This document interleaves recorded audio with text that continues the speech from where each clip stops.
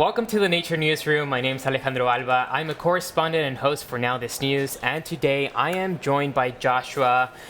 Thank you so much for being here. Tell me a little bit more about yourself and why you're here. Yeah, sure, thanks. I'm Alita Joshua Apamaku, and I'm from Uganda. I work with Youth for Nature, where I'm the education task force lead. Yeah. And now you're someone that focuses on wildlife, biodiversity, animal corridors. And I want to talk a little bit more about Animal Crossing, not the video game, actual Animal Crossing. Yeah. Tell me more about how transport and policy around transport affects wildlife and biodiversity.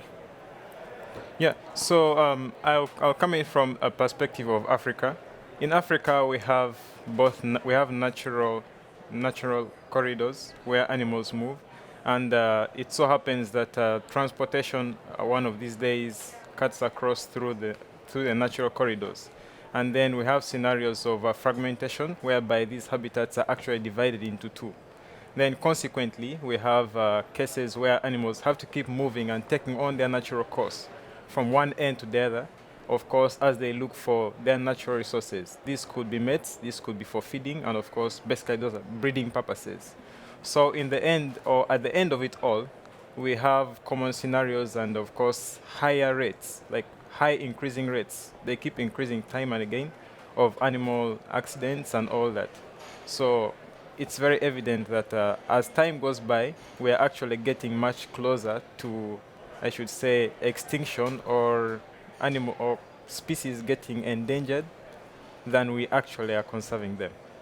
Yeah. And now at COP26, have you seen wildlife and corridors being included in conversations, or is that something that you would like to see more present and more representation around that? Yeah, so nature has actually come into the COP space for the first time. And it's so interesting how we are having discussions around transport and then, of course, wildlife interactions. So I think it's something that we definitely would need to consider as we go ahead with discussions around COP. And now I know that you have focused on travel tourism as well in the past, and so I feel like a lot of people, when they travel, they don't really take into consideration where they're going or take care of the land. What have you noticed in your research, and how can we kind of bridge that gap of the tourist being mindful of nature and wildlife? Okay, so basically, in the travel and tourism industry, we have defined routes. We have routes tourists are supposed to be using.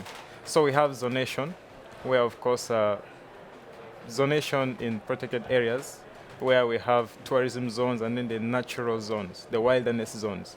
So these zones are actually designed so we don't have scenarios of intrusion or loss of vegetation as a result of human movements, uncontrolled human movements.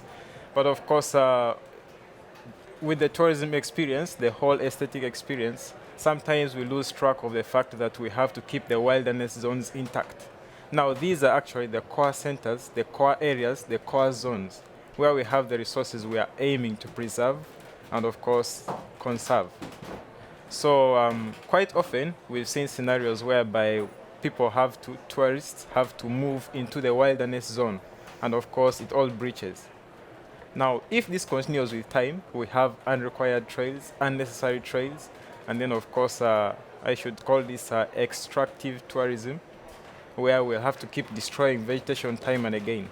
And of course, with time, this escalates and we lose the vegetation that originally was there. And I think it's a very common thing that's happening right now, and we surely have to reverse the trend and ensure that everyone is conscious. Yeah. Are there any solutions that you've seen implemented locally that maybe should be talked about more at a global scale? Yeah. So basically, we've seen in Africa, we've seen scenarios of community-managed conservation areas.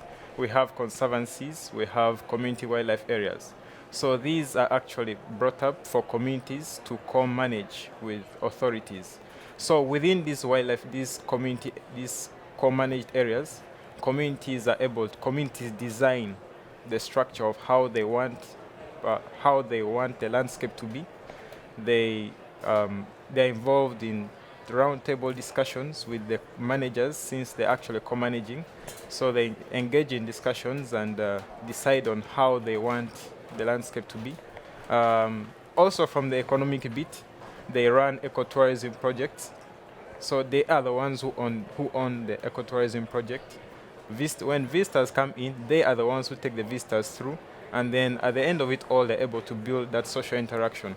So in this way, they are being empowered to be able to become stewards of their own environment, at the same time be able to inspire those who come to seek or who come to get inspired by how they are conserving their landscapes in their own natural and local ways. So I should say ecotourism is something that's a sure way to go. And now, COP is almost at its end. What is it something that you want to see, and what's your call to action? Yeah, so I think we've seen successes so far with local action with regards to conservation of biological diversity. A case in point from protected areas within Africa. And I think this is what we actually need to see, because from the climate interactions, we see that a number of communities and young people actually being excluded from these spaces. Yet we still keep failing with our climate ambitions. Year in, year out, we have these commitments being made, but nothing's actually put to ground. Why? Because the actual people, the people who do the actual work on the ground, are not included in the space. So I think, and the message is still very clear, that if we ever want to achieve our climate goals, and of course from the direction of the nature perspective, we need to bring these people on board, because it is their simple collective local action that drives the ambition, and slowly we shall get there if we get everyone on board. All right. Well, thank you so much for joining us today. I really appreciate all your insight. Yeah. Thank you. Thank you very much.